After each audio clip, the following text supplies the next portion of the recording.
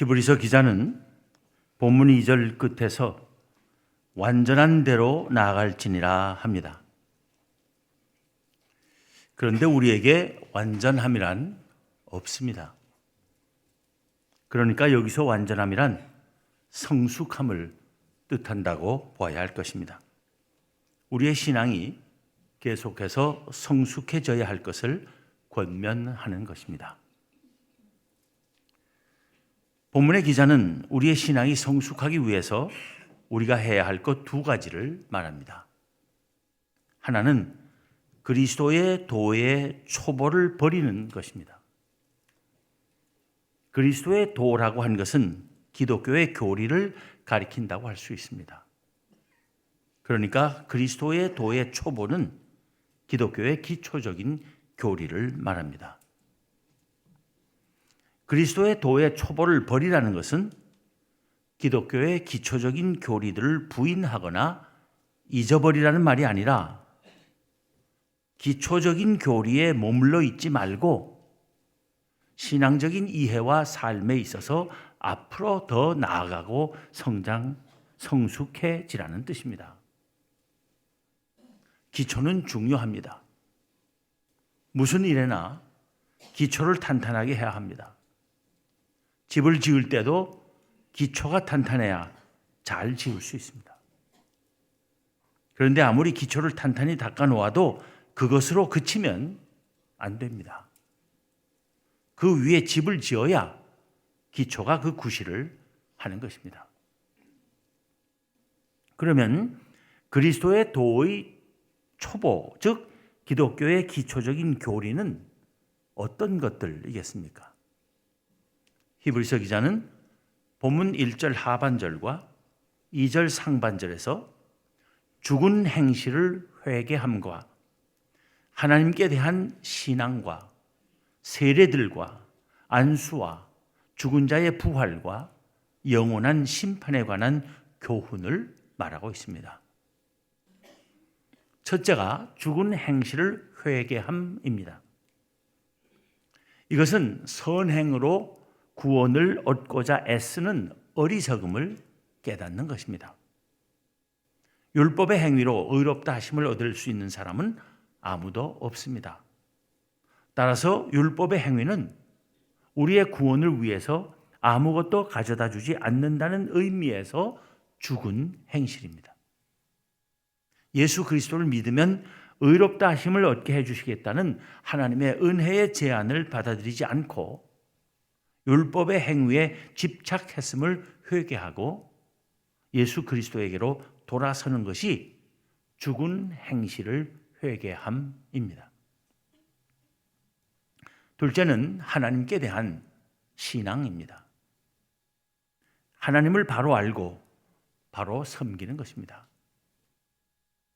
유일하신 참 하나님, 삼위로 일체되신 하나님, 영원하신 하나님, 무한하신 하나님, 전지전능하신 하나님, 만유의 창조주 하나님, 거룩하신 하나님, 의로우신 하나님, 사랑의 하나님.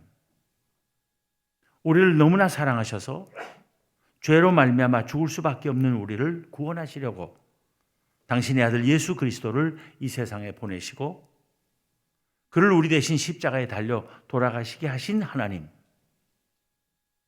누구든지 율법의 행위로가 아니라 예수 그리스도를 믿으면 멸망하지 않고 영생을 누리게 하시는 은혜의 하나님, 우리의 아버지 되신 하나님. 이 모든 것을 믿고 오직 그 하나님만을 섬기는 것이 하나님께 대한 우리의 신앙입니다. 셋째는 세례들입니다. 세례는 오직 하나뿐인데 여기서 세례들이라 한 것은 세례를 베푸는 여러 가지 형식을 가리켜서 한 말일 것입니다. 세례의 의미를 바로 아는 것은 우리 신앙의 기초의 하나입니다. 세례는 우리가 죄인임을 인정하고 예수 그리스도를 믿음으로 하나님 나라의 백성 되었음을 공개적으로 시인하는 의식입니다. 세례는 우리의 옛사람이 죽고 새 사람으로 다시 태어남을 선언하는 상징적 행위입니다. 예수 그리스도의 십자가에서의 대속의 피로 우리의 죄 사함을 얻게 되었고 그와 함께 죽음으로써 그와 함께 다시 살게 됨을 믿고 고백하는 행위가 세례입니다. 넷째는 안수입니다. 안수는 어떤 사람을 축복할 때나 병든 이들을 치유하기 위해서나 교회 일꾼들을 임직할 때나 그리고 특별히 성령의 은사를 구할 때 손을 얹는 행위를 말합니다. 다섯째는 죽은 자의 부활입니다. 부활을 믿는 것은 참으로 우리 기독교 신앙의 기초입니다. 사도 바울은 고린도전서 15장 12절부터 14절에서 쓰기를 그리스도께서 죽은 자 가운데서 다시 살아나셨다 전파되었거늘 너희 중에서 어찌하여 어떤 사람들은 죽은 자 가운데서 부활이 없다 하느냐? 만일 죽은 자의 부활이 없으면 그리스도도 다시 살아나지 못하셨으리라. 그리스도께서 만일 다시 살아나지 못하셨으면 우리가 전파하는 것도 헛것이요 또 너희 믿음도 헛것이라 했습니다. 부활이 없으면 우리의 믿는 것이 다 헛되게 될 정도로 부활신앙은 우리의 신앙의 기초라고 하는 것입니다. 여섯째는 영원한 심판입니다. 보다 정확하게 말하면 모든 사람을 영원한 생명과 영원한 멸망으로 나눌 마지막 심판인 것입니다.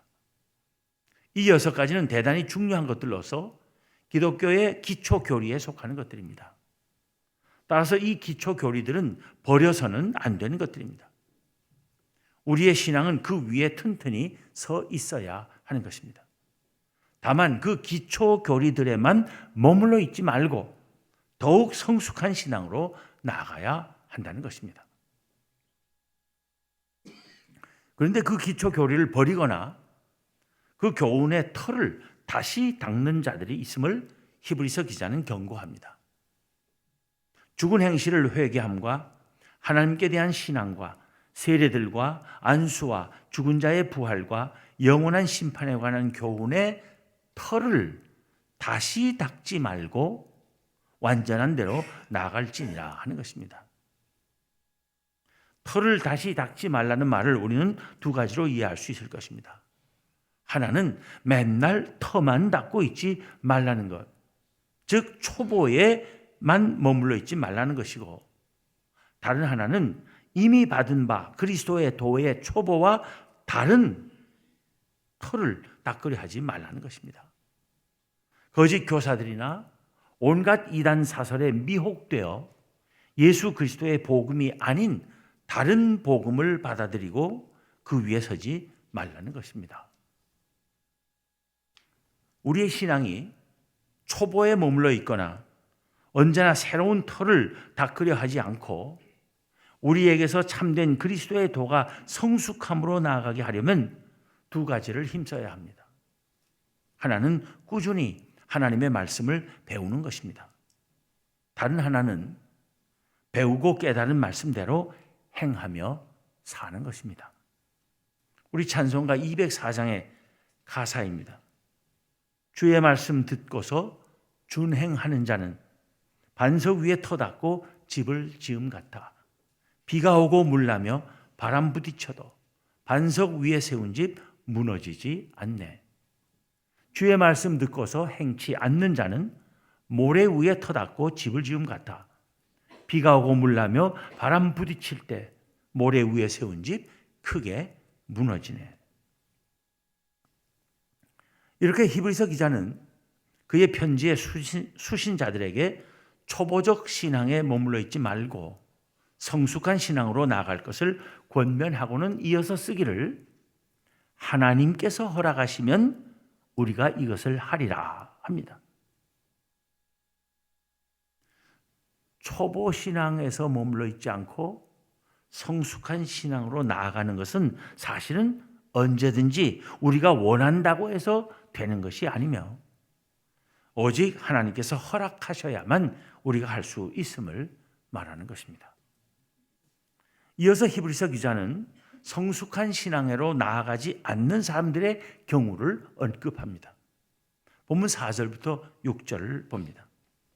한 번 빛을 받고 하늘의 은사를 맛보고 성령에 참여한 바 되고 하나님의 선한 말씀과 내세의 능력을 맛보고도 타락한 자들은 다시 새롭게 하여 회개하게 할 수 없나니 이는 그들이 하나님의 아들을 다시 십자가에 못 박아 드러내놓고 욕되게 함이라. 6절에서 말하는 타락한 자들이란 4절, 5절에서 말한 것들을 통해서 새롭게 되는 삶을 버리고 과거의 삶으로 돌아가는 자들을 말합니다. 그렇게 타락한 자들은 다시 새롭게 하여 회개하게 할 수 없나니 이는 그들이 하나님의 아들을 다시 십자가에 못 박아 드러내놓고 욕되게 함이라 하는 것은 이 편지를 받아볼 교인들에게 그들이 믿고 고백하는 신앙을 끝까지 잘 지킴으로써 그 신앙을 증명해 보이라는 강력한 권면으로 보는 것이 좋을 것입니다. 성령께서 일으키시는 참된 신앙을 가진 사람이라면 복음에 드러난 하나님에 대한 지식을 갖게 되고 하늘의 은사를 맛보고 성령에 참여한 바 되고 하나님의 선한 말씀과 내세의 능력을 맛보고도 타락하여 하나님의 아들을 다시 십자가에 못 박아 드러내놓고 욕되게 하는 일은 있을 수 없음을 말하려고 하는 것으로 이해해야 할 것입니다. 만일 그렇게 배교하는 사람이 있다면 그것은 자기 스스로의 의지로 겉으로만 그리스도인 같아 보였을 뿐이고 그런 사람은 그리스도인으로 사는 것 때문에 힘들어지거나 손해를 보거나 불이익이나 박해를 당하게 되면 결국은 배교할 수밖에 없으며 그런 자들은 본래 참으로 새로워지고 진심으로 회개하는 일이 결코 있을 수 없는 자들임을 말한다고 보아야 할 것입니다. 그러한 권면과 경고를 비유적으로 다시 한번 언급하는 것이 본문 7절, 8절입니다. 땅이 그 위에 자주 내리는 비를 흡수하여 밭 가는 자들이 쓰기에 합당한 채소를 내면 하나님께 복을 받고 만일 가시와 엉겅퀴를 내면 버림을 당하고 저주함에 가까워 그 마지막은 불사름이 되리라. 여기서 땅은 우리의 마음을 상징할 것입니다. 마음의 땅입니다. 비는 하나님의 말씀을 상징한다고 볼 수 있습니다. 채소는 좋은 결실을 뜻하며 가시와 엉겅퀴는 하나님의 말씀에 합당하지 않은 나쁜 결과를 뜻할 것입니다. 하나님의 말씀을 받고 그에 합당한 결실을 하는 사람이 복받은 사람이라는 것입니다.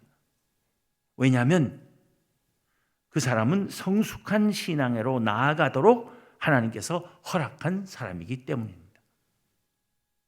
믿음의 성숙함을 이루기 위해서는 하나님의 말씀을 꾸준히 배워야 할 터인데 그 배움이 단지 지식으로만 그치고 인격과 삶의 변화로 나타나지 않으면 매우 위험합니다.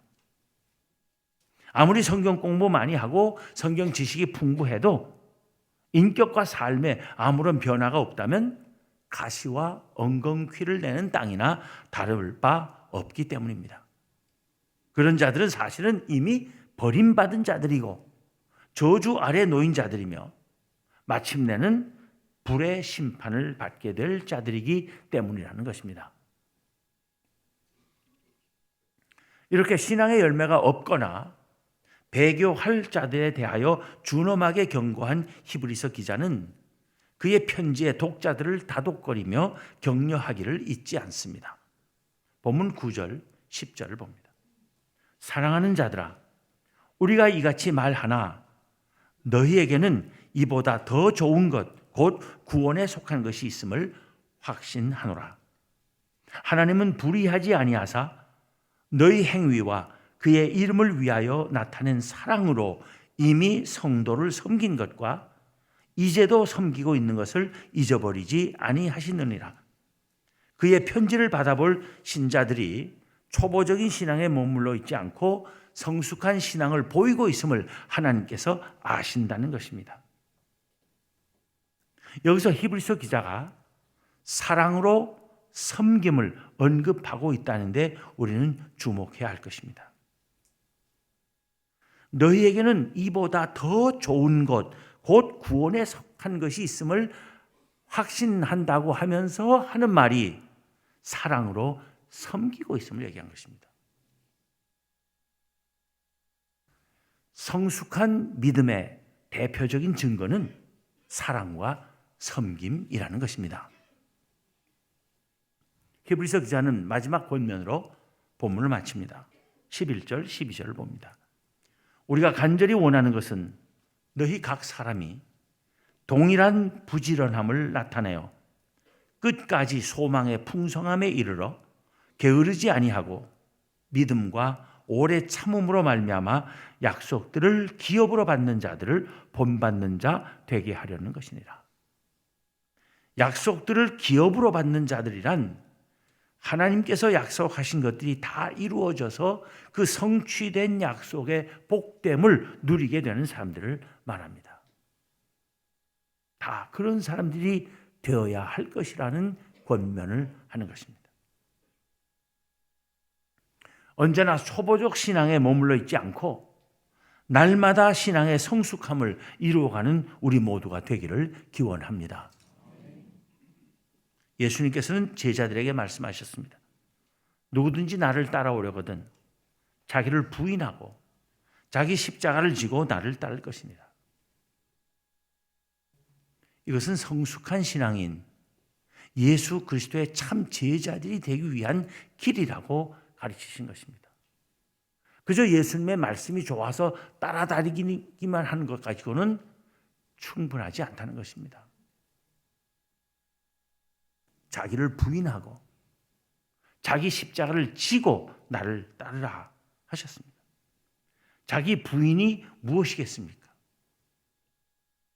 어떤 사람은 자기 부인이라니까 내 와이프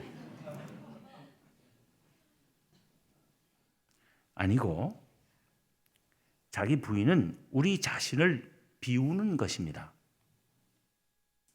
하나님의 아들이 하나님과 동등됨을 취할 것으로 여기지 아니하시고 자기를 비워 사람의 모양으로 이 세상에 오신 것처럼 모든 개인적 욕심을 포기하고 우리의 생각과 의지를 전적으로 하나님의 뜻과 그의 말씀에 일치시키는 것입니다. 나가 사라지고 하나님이 우리의 삶의 중심에 계시게 되는 것입니다. 나가 우리 모두 속에 녹아 사라지는 것입니다. 우리 모두를 이야기하지 않고는 나를 말하지 않게 되는 것입니다. 그것이 자기 부인입니다. 2004년 페이스북을 설립해서 10여 년 만에 세계 7대 부호의 자리에 오른 저커버그와 그의 아내가 최근에 딸을 낳고는 그 출산 기념으로 살아있는 동안 페이스북 지분의 99%를 기부하겠다고 발표했습니다. 엄청난 일입니다.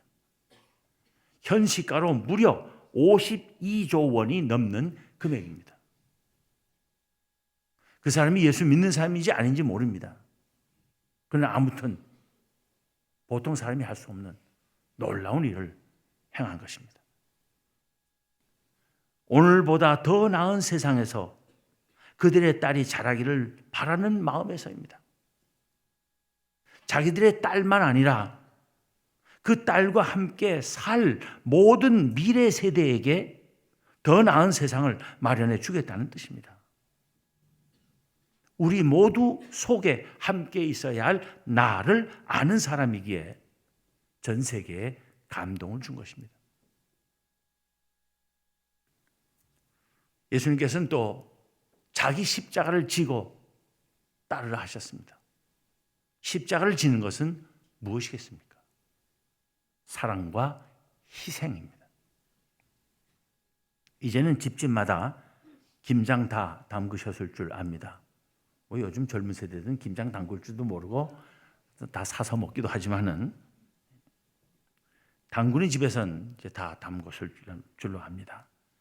우리 한국 사람들에게는 세상에 김치보다 더 맛있는 것이 없을 것입니다.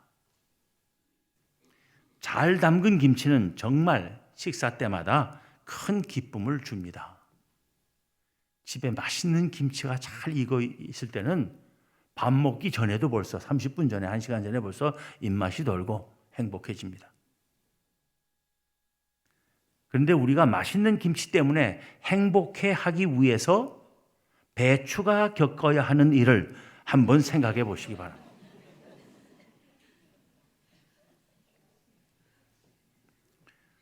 김치가 제맛을 내기 위해 배추는 5번을 죽습니다. 땅에서 뽑히면서 죽고, 통배추의 배가 갈라지면서 죽고, 소금에 절여지면서 죽고, 고춧가루와 젓갈에 범벅이 되면서 죽고, 마지막으로 장독에 담겨 땅에 묻히면서 죽습니다. 요즘은 김치 냉장고에 많이 갇혀 죽습니다. 이렇게 배추가 죽고 또 죽을 때 맛있는 김치로 우리의 입에 들어오는 것입니다.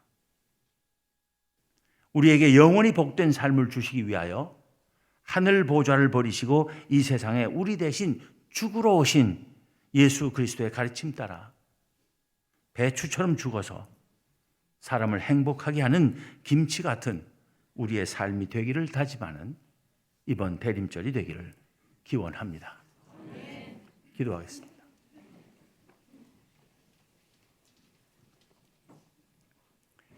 하나님, 감사합니다.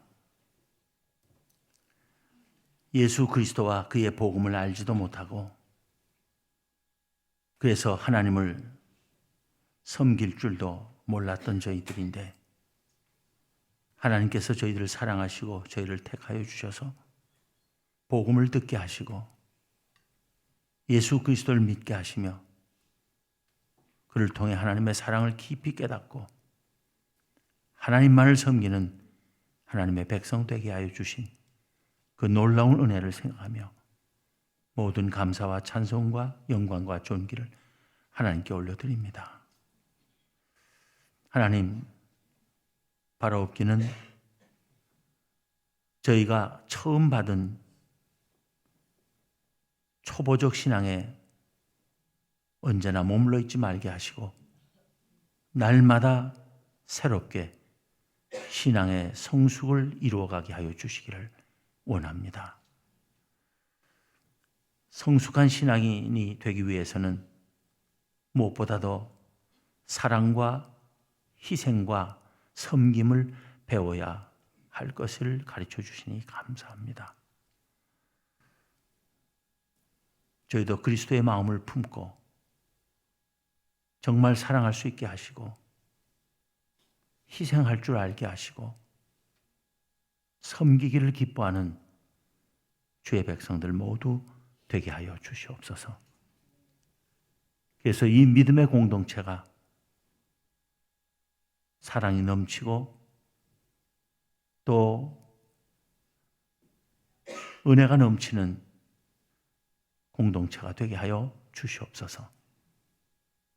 그리고 이기심에 가득 차 서로 물고 뜯는 각박한 저 세상에 나아가 세상 사람들에게 그리스도를 전하며 그의 사랑을 심고 섬김의 본을 보임으로써 이 세상이 살맛 나는 세상 되게 하는데 쓰임받는 저희 모두가 되게 하여 주시옵소서.